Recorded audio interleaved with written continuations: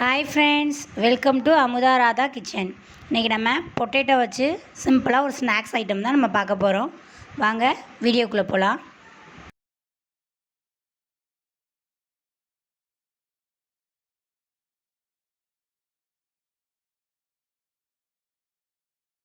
நான் 2 உருளைக்கிழங்கு எடுத்துக்கிட்டேன். நல்லா தோல் சீவிட்டு அதை துருவி வச்சுக்கோங்க. துருவி வச்சுட்டு அதில் 4 பூண்டு நல்லா அதையும் சேர்த்து துருவி வச்சுக்கோங்க.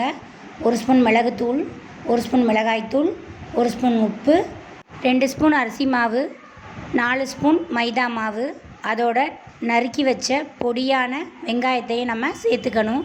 சேர்த்துட்டு நல்லா கலந்துக்கணும். தண்ணி ரொம்ப ஊற்றக்கூடாது.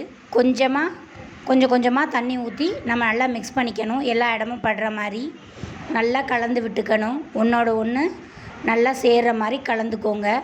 கலந்துட்டு நமக்கு எந்த ஷேப்லனாலும் நம்ம இதை தட்டிக்கலாம். அடுப்பில் பேன் வச்சுட்டேன், ஆயில் ஊற்றிட்டேன். அதோட கொஞ்சமாக சின்ன நான் பால் மாதிரி எடுத்துக்கிட்டு பால் ஷேப்பில் ஒன்று ஒன்றா எண்ணெய் நல்லா சூடானதுக்கப்புறம் எல்லாத்தையுமே நல்லா ஃப்ரை பண்ணி எடுக்கணும். ஃப்ரை பண்ணும்போது லோ ஃப்ளேமில் வைங்க. ரொம்ப வச்சா வெளியில் கருகிடும், உள்ளே வேகாது. ஃப்ரை ஆனிச்சு நல்லா. இப்போ ஒரு பிளேட்டில் ட்ரான்ஸ்ஃபர் பண்ணிடலாம். சுவையான மொறுமொறும் உருளைக்கிழங்கு ஸ்நாக்ஸ் ரெடி.